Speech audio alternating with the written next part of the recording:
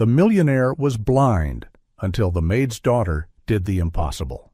Lucas Montero had everything people usually call success. His name appeared in major business magazines. The annual profit figures of the real estate and financial conglomerate he ran were enough to leave anyone stunned. The Montero family mansion stood in the wealthiest district of the city, where every square meter of land was worth a fortune. But Lucas no longer lived in that world. For the past 2 years, his world had been confined to a large room, locked shut, heavy velvet curtains sealing every window. No sunlight, no lamps, not a single ray of light was allowed to enter. The darkness there was not merely the absence of light, but something dense and heavy, as if it could press against a person's chest and make every breath difficult. Lucas would sit there for hours, sometimes days, motionless in the armchair beside the bed. His eyes were open, yet empty. They stared into nothingness, or perhaps at nothing at all. The doctors said his eyes were perfectly normal. The optic nerves were intact. The retinas were healthy. His pupils still reacted to light. The problem was not in his eyes. The problem was in his brain, which had decided that seeing this world was too painful. They called it psychogenic blindness. Lucas did not object to the diagnosis. In some way, he was even grateful for it. The darkness gave him a refuge. In the dark, he did not have to face other people's eyes. He did not have to see their pity. He did not have to see the questions no one dared to ask aloud. And most importantly, he did not have to see the memories. Outside, everything continued to function. Money still made money. Assistants signed documents on his behalf. Meetings went on without his presence. The world kept turning, even though Lucas had stopped long ago. Some people said he was living. But if a person does not see, does not step outside, does not allow himself to feel the light, is that still living? Or is it merely existing, like a shadow, imprisoning himself in the dark room of his own guilt, which he has never been able to forgive? Before darkness became his only refuge, Lucas Montero once loved the light. He loved early mornings, filled with sunlight streaming through the car windows, loved the feeling of the city waking up beneath steadily rolling tires on the asphalt. Light was what made him feel alive, in control, moving forward, until that rainy night. It was a night of heavy rain, the sky pouring all its fury onto an empty highway. Rain hammered relentlessly against the windshield, the wipers sweeping so fast they produced a dry, frantic sound. Lucas sat behind the wheel, both hands gripping it tightly, eyes fixed on the blurred lanes ahead. Beside him was Rafael Montero, his only brother. They had just left a late party. Rafael had suggested staying longer, waiting for the rain to ease, but Lucas had shaken his head. He was used to making decisions, used to having things go his way. It was just rain, he had said. They only needed to drive a little more carefully. Rafael smiled, but could not hide his worry. "Could you slow down a little?" he said, not in reproach, only as a reminder. Lucas did not answer. He pressed the accelerator gently, as if wanting to get this unpleasant stretch of road over with more quickly. Then everything happened too fast. Blinding headlights from the opposite lane. A truck lost control. Screeching brakes. Metal slammed into metal with a horrifying sound that tore through the storm-soaked night. Lucas saw everything. He saw Rafael's eyes widen in terror. He saw his brother's hand reaching toward him. He heard a scream swallowed by the crash. And then silence. A deadly silence. Rafael lay motionless. Blood mixed with rainwater, spreading across the cold pavement. Lucas called his brother's name, his own voice breaking, distorted, as if it no longer belonged to him. Then came the hospital. White lights, grave faces, fragmented sentences he did not want to hear, yet heard all too clearly. Rafael did not survive. Lucas no longer remembered how long he cried.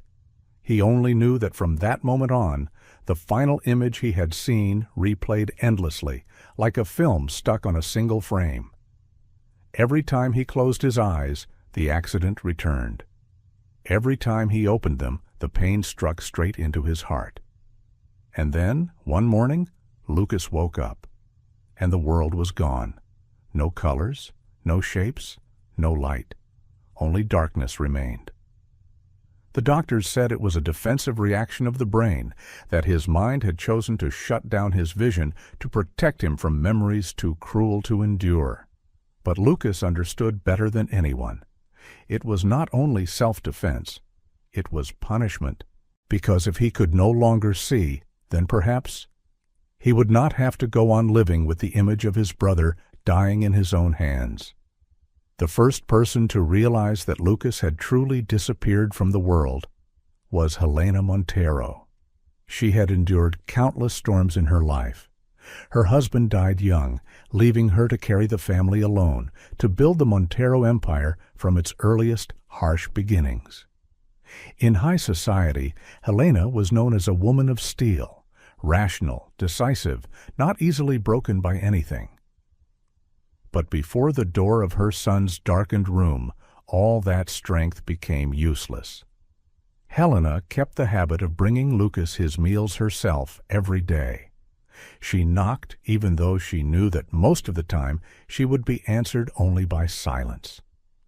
When she stepped inside, the tray from the previous meal was often still untouched. Cold soup, hard, dry bread, as if time inside that room had stopped flowing. "Lucas, you need to eat something." Her voice was gentle, struggling to remain calm. "I'm not hungry." His voice was hoarse and distant, as though coming from somewhere very far away. Helena stood there, not knowing whether to move forward or step back. She looked at her son sitting motionless in the darkness, his eyes open, yet focused on nothing. He was no longer the man who once walked confidently into boardrooms, who met his partner's eyes and controlled every situation. He was an empty shell. "You can't stay here forever," Helena said, her voice beginning to tremble. "It's been 2 years." Lucas turned his face away, as if simply shifting to another direction could block out every word. He knew exactly where his mother was standing. He always knew. Since he lost his sight, his other senses seemed to have sharpened with cruel precision. "Raphael would not want to see you like this." The words slipped from Helena's mouth before she could stop herself. The air in the room froze instantly. "Don't mention him," Lucas snapped. "You have no right." Helena froze. She took a step forward, but Lucas raised his hand as if erecting an invisible wall between them. "Please leave," he said, his voice low but icy. Helena stood there for a few more seconds, then silently placed the tray on the table. When she turned away, her trembling hands could no longer be hidden. The door closed very softly, but to Helena the sound rang out like something breaking. She had lost one son in the accident, and now she was slowly losing the other, right before her eyes, in a darkness she could not reach. If there was anyone in this mansion who still believed that Lucas Montero had not completely disappeared, it was Marina Alves. Marina had worked for the Montero family for nearly 6 years. She was not the head housekeeper, nor did she hold any special position within the company's staff hierarchy. She was simply the one who cleaned, mopped floors, changed bed linens, and prepared meals, the kind of work that most people in this house barely even noticed. But Marina had seen Lucas in a way that few still remembered. She remembered clearly the man he was before the accident. Lucas often came home very late, yet always carried a strange energy, like lights switching on in the middle of the night. He greeted every staff member by name, asked about their families, and sometimes even brought pastries back from meetings, simply because everyone would probably enjoy them. He laughed often, loudly, a kind of laughter that made the long, cold hallways of the mansion suddenly feel alive. Now only echoing footsteps and a heavy silence remained. Marina was the one assigned to clean Lucas's room, a task no one wanted. Other employees were afraid of his irritability, his sudden outbursts, and the suffocating atmosphere inside that dark room. Marina was not. Not because she was unafraid, but because she cared more than she feared. She knocked, waited a few seconds, then spoke. "Mr. Lucas, may I come in to clean the room?" There was no answer. Marina opened the door anyway. Stale air rushed out, as if the room had been sealed for far too long. She reached out to pull the curtains. "Don't!" Lucas's voice cut sharply through the air. "Close them." Marina stopped, turning toward him. Lucas was sitting in the chair, hair unkempt, beard rough and patchy, his eyes open yet hollow. He was not looking at her, but she knew he was facing her. "You need light," Marina said calmly. "You need air." "I don't need anything." "No," she shook her head. "You don't need darkness." The words made Lucas freeze for a moment. Marina continued cleaning, speaking as she worked, as if she were talking to an old friend. She mentioned the days when Lucas used to blast music in his car and sing along to old songs. She mentioned mornings when he came down to the kitchen, smiling and greeting everyone. "Now there is only silence here," Marina said softly, "and this silence is slowly killing you." "Leave?" Lucas said it, but his voice was no longer as fierce as before. Marina placed the tray of food on the table. Before leaving, she turned back and said slowly, clearly, "Tomorrow I will come back, and I will still open the curtains." The door closed behind her. Lucas remained there, alone, in his familiar darkness. But for the first time in a very long while, someone's words did not disappear the moment the door shut. Before she became the one who refused to give up inside the vast Montero mansion, Marina Alves was first and foremost a mother. Her life was 2 bus rides and dozens of narrow streets away from that world of luxury. The apartment Marina rented sat on the edge of the city, small, old, but always clean. Every morning she woke up before the sun had fully risen, prepared a simple breakfast, and gently woke her daughter. Leia, 4 years old, with messy curly hair and big eyes always glowing with curiosity. The little girl had the habit of clutching an old teddy bear while sleeping, the only gift her father had left before disappearing from their lives. Leah asked many questions about everything: why the sky is blue, why adults are often sad, why her mother has to go to work so early every day. Marina did not always have answers, but she always tried to listen. That morning, as Marina was getting ready to take Leah to daycare, her phone rang. The call was brief, but it was enough to make her hands tremble as she hung up. The daycare had closed suddenly due to administrative issues. No warning, no alternative arrangements. Marina looked at her daughter sitting on the chair, swinging her legs, happily drawing yellow circles on a scrap of paper. She panicked. There were no relatives nearby. The neighbor who usually helped had gone back to her hometown. Taking a day off work was something Marina could not afford, at least not right now. She took a deep breath and crouched down in front of her daughter. "Leah, today Mommy has to take you to work with me." "Can I?" Leah asked, her eyes lighting up. "Yes, but you must promise me one thing." Marina took her daughter's tiny hands. "You have to stay in one place. Don't wander around. Don't make noise. And especially, don't go upstairs. Can you promise me?" Leah thought for a moment, then nodded vigorously. "I promise." Marina smiled, but inside a vague sense of unease rose within her, as if something was waiting ahead. Something that would change everything. Marina brought Leah into the mansion through the back entrance, the same way she went to work every day. She led her daughter straight to the laundry room at the end of the ground floor hallway, a small, secluded room that was rarely used. "Stay here, okay?" Marina instructed, setting down a box of colored pencils, a few sheets of paper, and some cookies. "I'll come back to check on you often." Leah nodded, quickly sitting down on the floor and beginning to color her messy little drawings. Marina closed the door, leaving a small crack open, then returned to her work, her uneasiness still lingering.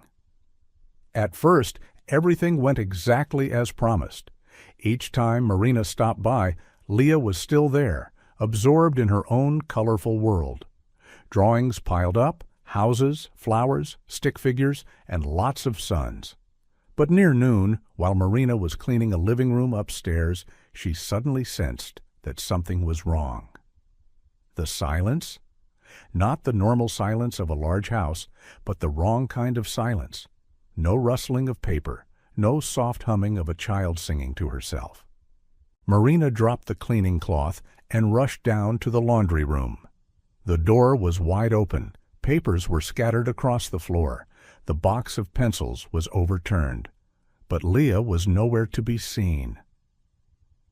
"Leah," Marina called softly, her heart pounding. "Where are you?" There was no answer. Panic began to rise. Marina ran through the kitchen, the dining room, the long hallway leading to the garden. Nothing. Then she heard a very small sound, a giggle, echoing from the far end of the upstairs corridor. There was only one place in that direction: Lucas Montero's room. Marina stopped in front of the familiar door, her hand resting on the handle, but unable to turn it. She took a deep breath, bracing herself for anger, for shouting, for chaos. She opened the door. Darkness spilled out like thick smoke. Lucas sat rigidly in the armchair, both hands gripping the armrests. In front of him, Leah stood with her head tilted, studying him as if she were looking at something very strange. "Why is it so dark in here?" Leah asked curiously. "Are you being punished?" Lucas flinched and turned toward the unfamiliar voice. "Who are you?" "I'm Leah," the little girl replied at once.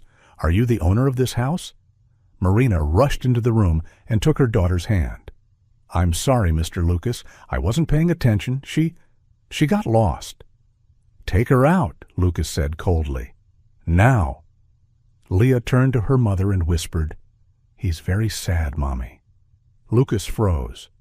Marina pulled her daughter out of the room, her heart still racing. When the door closed, the room sank back into darkness. But those innocent words did not sink into it with the door. Marina took Leah back to the laundry room and closed the door more carefully than before. She knelt in front of her daughter, placing both hands on Leah's shoulders, her voice more serious than usual. "What did Mommy tell you?" Leah lowered her head, lips pressed together, not to wander around. "Why did you go up there?" Marina asked, trying to keep her voice calm.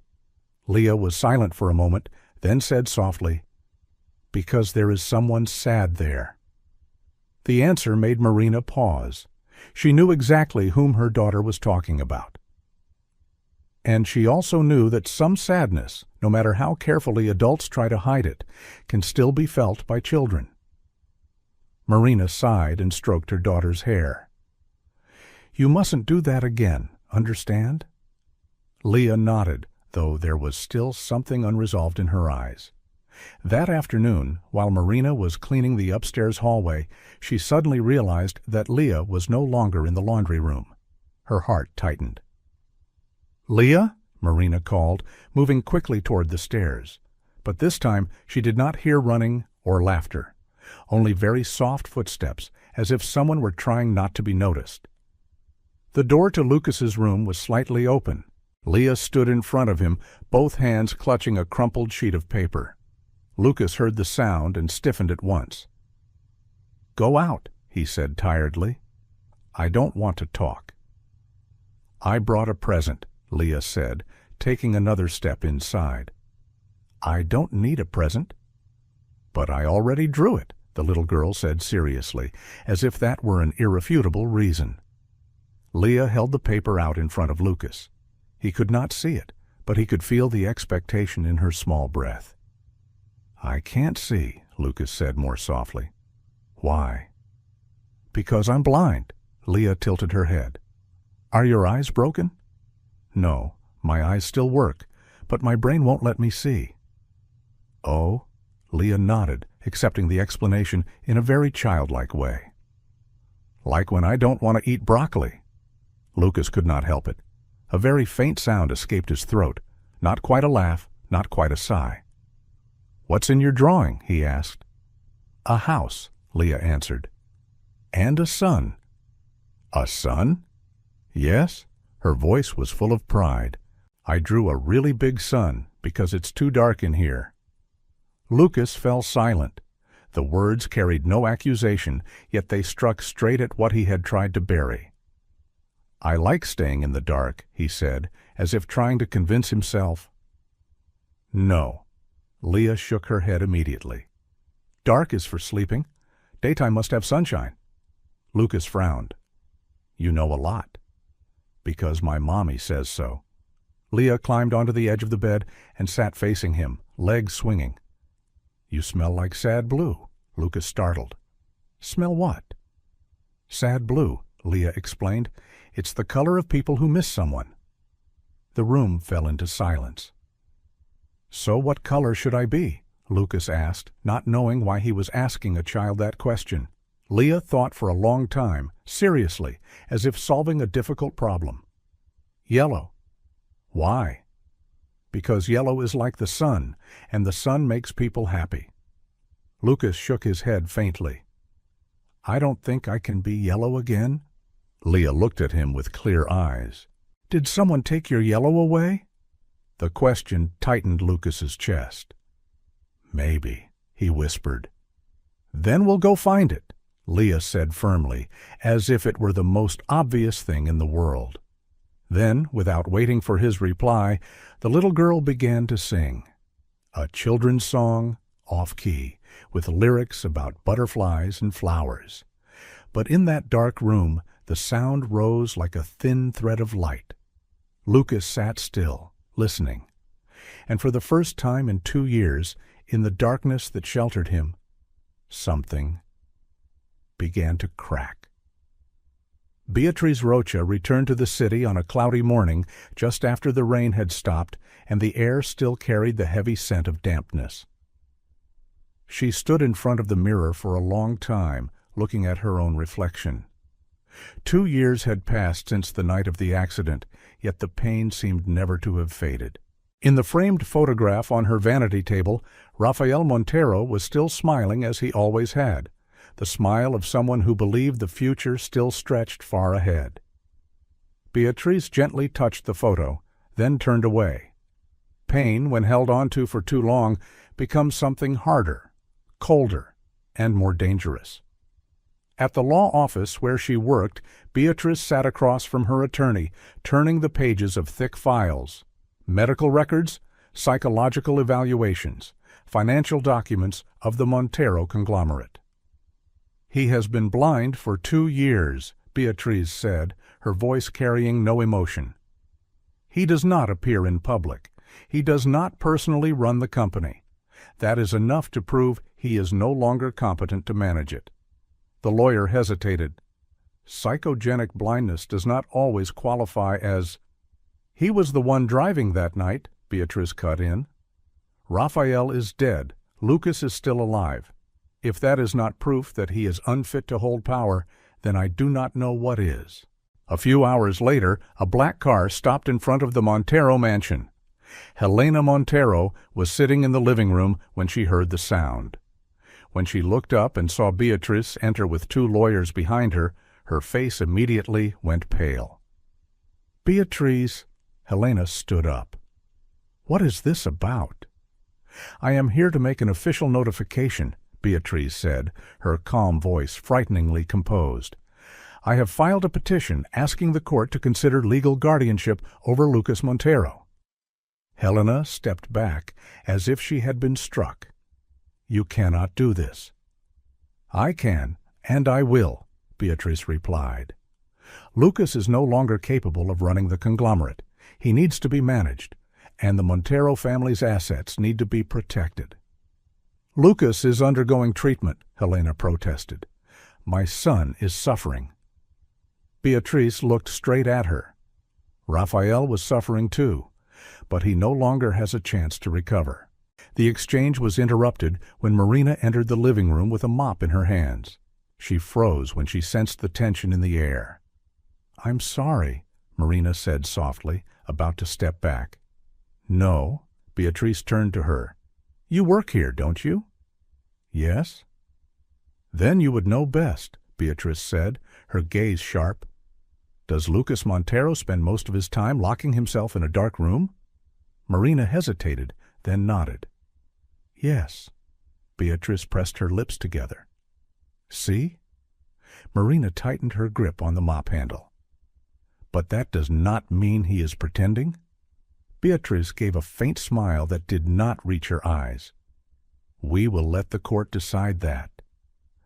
And somewhere upstairs, in the familiar dark room, Lucas Montero sat in silence, seeing nothing, yet sensing very clearly that the true storm had only just begun.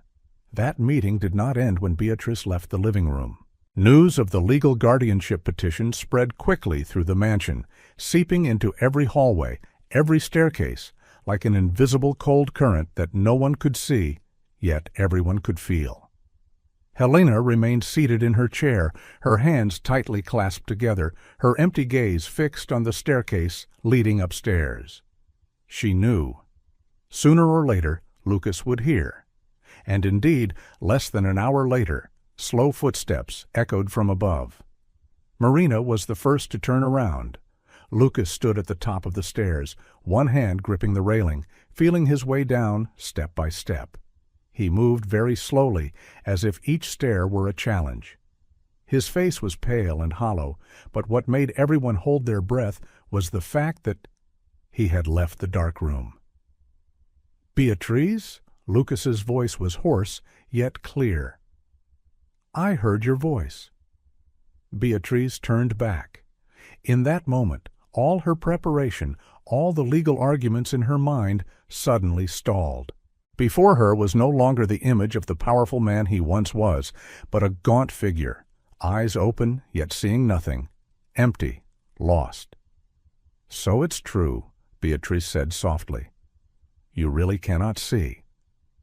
"Just as you wished," Lucas replied. "Did you come to confirm that?" "I came to do what is right," Beatrice clenched her fists. "You cannot go on like this. You are alive. Raphael is not. Do you know how unfair that is?" The words cut like a knife. Lucas gave a dry, broken laugh. "You think I don't know?" He stepped down one more stair, his hand trembling. "Do you think there is a single day I forget?" His voice rose. "Every morning I wake up and ask myself why the one who died was not me." Helena sprang up. "Lucas, don't—" "No, Mom." He shook his head. "I'm tired." Lucas turned toward Beatrice, even though he could not see her. "You want to know why I never leave my room? Why I do not run the conglomerate? Why I let everything fall into other people's hands?" He took a deep breath. "Because I do not believe I deserve to." Beatrice frowned. "That is not an answer." "It is," Lucas said. "Because I saw it." The room fell completely silent. "I saw the truck. I saw Raphael turn toward me. I saw the fear in his eyes." Lucas's voice trembled. "I heard him call my name, and I could do nothing." He shut his eyes tightly, as if the images were flooding back. "From that moment on, every time I opened my eyes, I saw him die all over again," Lucas said softly. "My brain could not bear it. It shut down, and I let it." Beatrice stood frozen. Her lips parted, but no words came out. "I am not running from responsibility," Lucas continued. "The darkness is the sentence I passed on myself. I live in it, because I believe I deserve it." No one spoke, only the heavy breathing of a man who had carried that secret for 2 years and had just released it, for the first time, into the light of truth. After the confrontation with Beatrice, the atmosphere inside the Montero mansion became heavier than ever. Lucas returned to his dark room, but this time the door no longer carried the meaning of absolute escape. The words he had spoken could not be taken back. And Helena understood very clearly, if she did not do something right now, she would truly lose her son. That evening, Helena sat facing Lucas in the familiar room. The dim bedside lamp was the only light he was willing to accept at that moment. You cannot let her take everything from you, Helena said bluntly. Not because of the money, but because of you. Lucas gave a faint smile. I don't care. But you have to care. Helena clenched her hands. Not to prove anything to Beatrice, but to prove to yourself that you are still here. Lucas remained silent. Helena took a deep breath, then spoke the thought she had been holding on to for a long time. We will organize the conglomerate's New Year's Eve gala again. Lucas startled. No. Yes, Helena answered firmly. You will appear, just for one night. You do not need to give a long speech. You do not need to entertain many guests. Just let people see that you still exist. Have you forgotten? Lucas shook his head. I cannot see. Crowds, noise. I won't be able to handle it. I will be with you, Helena said. And Marina will be as well. The name made Lucas pause. Since when had Marina's voice become something that anchored him to reality? Since when had the thought of her being near him made the fear lessen even slightly? I'm not sure I can do it, he said softly. No one is ever sure, Helena replied gently. But if you don't try, Beatrice will continue to use your silence to condemn you. Lucas exhaled slowly. Part of him wanted to refuse, to return to the familiar darkness. But another part, very small, very fragile, remembered Leah's off-key singing, remembered the words about yellow. Just one night, he said at last. Then that's it. Helena tightened her grip on her son's hand. One night can change many things. The days of preparation for the New Year's Eve gala passed in quiet tension. Lucas did not attend any meetings, but he heard everything. The constant ringing of phones, the footsteps coming and going through the mansion. Helena speaking with assistants, with the event organizers, with security. The world he had once left behind was slowly closing in on him again. And in the middle of all those sounds was Marina's voice. That morning, Helena asked Marina to bring coffee up to Lucas's room. She knocked as usual, waited a moment, then stepped inside. Lucas was standing beside the bed, not sitting, not leaning. He stood upright, both hands resting on the chair, as if he were relearning the weight of his own body. "Here's your coffee," Marina said softly. "Thank you," Lucas replied, then hesitated. Are you busy?" Marina paused. "No, sir." "Could you help me choose a tie?" he said, a slight awkwardness in his voice. "My mother said, image is important." Marina opened the wardrobe. The suits were neatly hung, though all looser than before. She took out several ties and placed them in his hand so he could feel them with his fingertips. "This one is smooth. That one has a small pattern. And this one," Marina paused slightly, "dark blue." "Which one do you think suits me?" Lucas asked. Marina thought for a moment. "The blue one." "Why?" "Because—" She hesitated, then answered honestly. "Because it matches your eyes." As soon as the words left her mouth, both of them fell silent. Marina realized she had spoken out of turn. "I'm sorry, It's all right," Lucas interrupted, his voice lowering. "It's been a long time since anyone said that to me." She stepped closer to help him tie the tie. The distance between them was very close. Marina could feel Lucas's breathing, and Lucas could sense the familiar scent of soap from her, the very scent that had, many times, pulled him back to the present. "Why do you do all this?" Lucas asked quietly. "Because I want to," Marina replied without hesitation. "And because someone needs to be reminded that they are still here." Lucas raised his hand and lightly touched hers. Just for a very brief moment.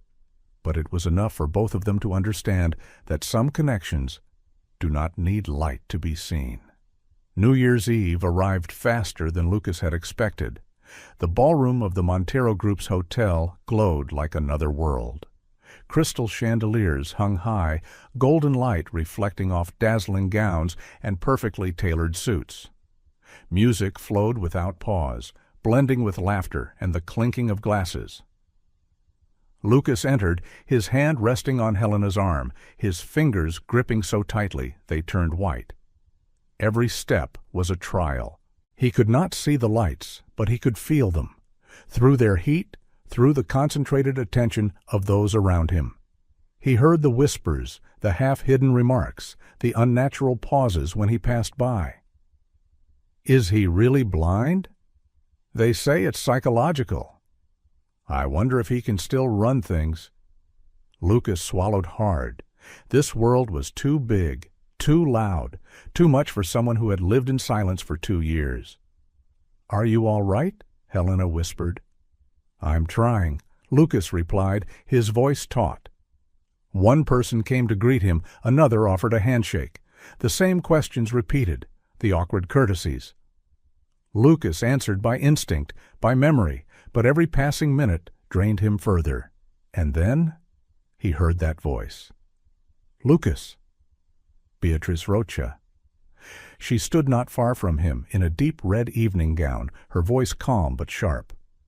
I didn't think you would come. Neither did I, Lucas replied, but I am here. To prove what? Beatrice asked. That you can stand for an hour before running back into the dark? Helena stepped forward. Beatrice, that's enough. Not yet, Beatrice said. I'm just wondering, can one party really change the truth? Lucas turned toward the voice. What more do you want from me? I want you to admit it, Beatrice said quietly, in front of everyone, that you are at fault. The air around them seemed to freeze. Lucas was breathing hard. I have admitted it every day for 2 years. No, Beatrice shook her head. You only hide. Something inside Lucas snapped.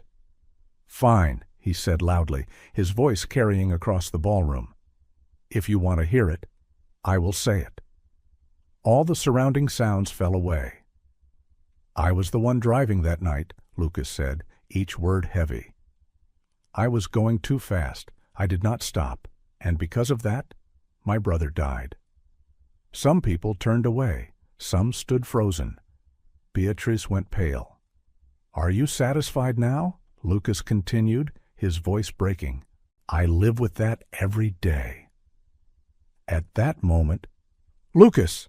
Marina's voice rang out, frantic, cutting through the suffocating air. He spun around. What is it? Marina ran toward him, her face drained of color. Leah, she's gone. I only turned away for a moment. Everything inside Lucas collapsed.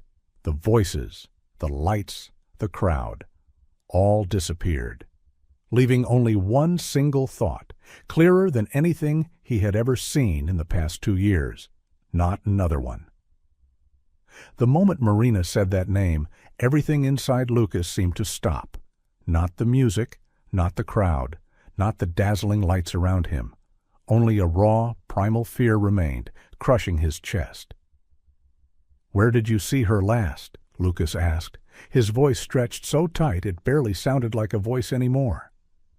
Near the buffet area, Marina trembled. She was drawing. I only turned my back for a moment. Lucas closed his eyes. He forced himself to detach from everything else, from the murmurs, the whispers, even from Beatrice's and Helena's voices. He focused on what he still had. Sound. Lucas tilted his head, listening. Not adult voices, not high heels, not music. A small laugh, very faint, very familiar.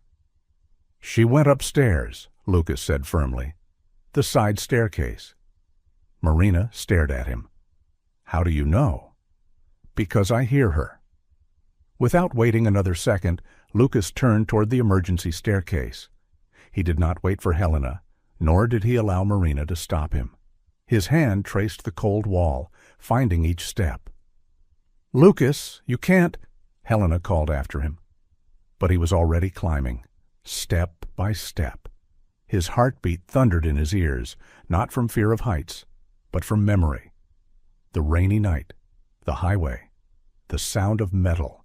Everything rushed back. Then he heard singing, a familiar off-key melody rising through the wind. "Leah?" Lucas called, his voice hoarse. "Leah, I'm here." "Uncle Lucas?" the little girl's voice answered in surprise. "Are you looking for me?" "Yes," Lucas said, trying to steady himself. "Stay where you are. Don't go anywhere." He stepped out onto the private rooftop of the highest floor. The wind howled, carrying cold air. And then he stopped. "Leah, where are you?" "Here," she replied. "Near the high place." The blood in Lucas's veins seemed to freeze. "Don't move," he said quickly. "Do you hear me?" "But it's so pretty here," Leah said innocently. "I want to watch the fireworks." Lucas dropped to his knees and reached out in front of him. "Come here to me." Slowly. He heard small footsteps approaching. Then a tiny hand was placed in his. Lucas pulled Leah into his arms, holding her so tightly that he himself was shaking. A broken breath tore from his chest, as if he had just been pulled back from an abyss. "Are you crying?" Leah asked, touching his cheek. Lucas did not answer. He did not even realize that he was truly crying. Marina appeared right after, rushing forward and pulling her daughter into a tight embrace. "Are you okay?" Leah shook her head. "I just wanted to watch the fireworks." At that moment, the countdown echoed from below. 10, 9, 8. Lucas stiffened. The sound, too similar, too familiar. When the first explosion boomed, he flinched and raised his hands to cover his ears, his breathing quickening. The old scene surged back, crushing his mind. But then, small hands held his face. "Uncle Lucas, listen to me!" Leah shouted over the fireworks. "It's not a bad sound." Lucas froze. "It's the sky clapping," she said with certainty. "The sky is happy because you found me." Another explosion rang out, but this time, Lucas did not curl in on himself. He let the sound pass through him. It was no longer an accident, no longer loss. It was only celebration, only life. And somewhere deep inside his mind, a wall began to crack. The fireworks continued to burst across the night sky. But this time, Lucas did not curl in on himself. He remained kneeling there, one arm holding Leah, the other braced against the freezing rooftop floor. His chest rose and fell violently, but his breathing slowly began to steady. The sharp explosions no longer turned into images of the accident inside his mind. They were different, wider, brighter. "Do you see it?" Leah asked excitedly. "See what?" Lucas whispered. "The sky is laughing." And then something happened. At first it was only a very strange sensation, as if, after 2 years of living inside a sealed room, someone had suddenly opened a very small crack in the door. A faint streak of light slipped in, weak but persistent. Lucas blinked. A pale blue color flashed, unclear, unstable, but real. "Marina," he whispered, his voice trembling. I see a color." Marina froze. "What did you say?" "Blue." Lucas swallowed hard. "I see blue." Another firework exploded overhead, golden light reflecting across the sky. This time it was not only color, it was layers of light. It was movement. Lucas opened his eyes wide, afraid that if he blinked, everything would disappear. Then he saw Leah. Her small face, her wide sparkling eyes, the curls of her hair flying in the wind, her innocent smile revealing a missing baby tooth. "You can see me?" Leah cried out. "Yes," Lucas choked. "I can see you." A laugh burst from his throat, broken, tangled with sobs. 2 years. 2 years he had forgotten what human faces looked like. Then he turned his head. Marina stood right in front of him. The image was still blurred, as if drawn with trembling lines, but he recognized her instantly. Her brown eyes were wide with shock. Tears streamed down her cheeks. One trembling hand covered her mouth. "Marina!" Lucas spoke her name like a prayer. "You can really see?" she whispered. Lucas lifted his hand and touched her face. This time not to imagine, but to confirm what his eyes were telling him. "You're here," he said. "You're really here."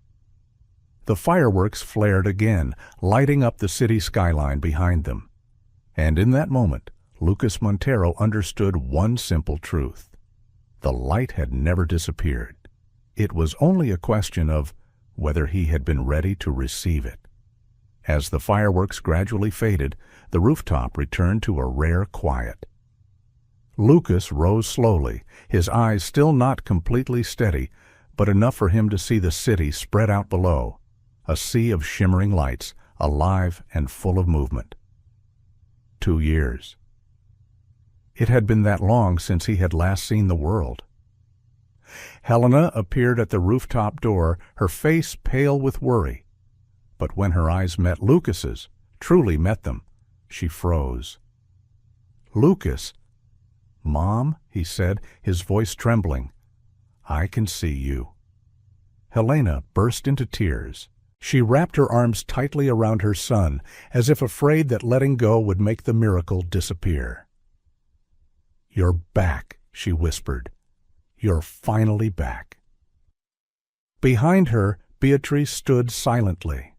The sharpness was gone, the rigid judgment gone. There was only a woman who had lost too much, now facing the truth in a different way. Lucas turned toward her. "What happened to Raphael?" "Nothing can change it," he said slowly.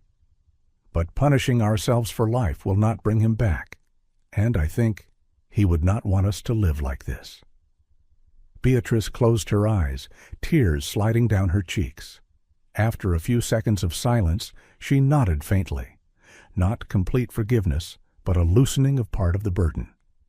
Marina stood beside Leah, who had fallen asleep in her arms. Lucas looked at the two of them, his gaze softening. "You didn't give up," he said to Marina, "even when I had given up on myself." Marina shook her head. "I only knocked on the door. You were the one who chose to open it." Lucas smiled, a real smile, unforced. Outside, the new year had arrived, not as a miracle that changes everything in a single night, but as a gentle reminder that no matter how long the darkness lasts, the light is always waiting, if only people are brave enough to step forward and live on. And this time, Lucas Montero chose to live.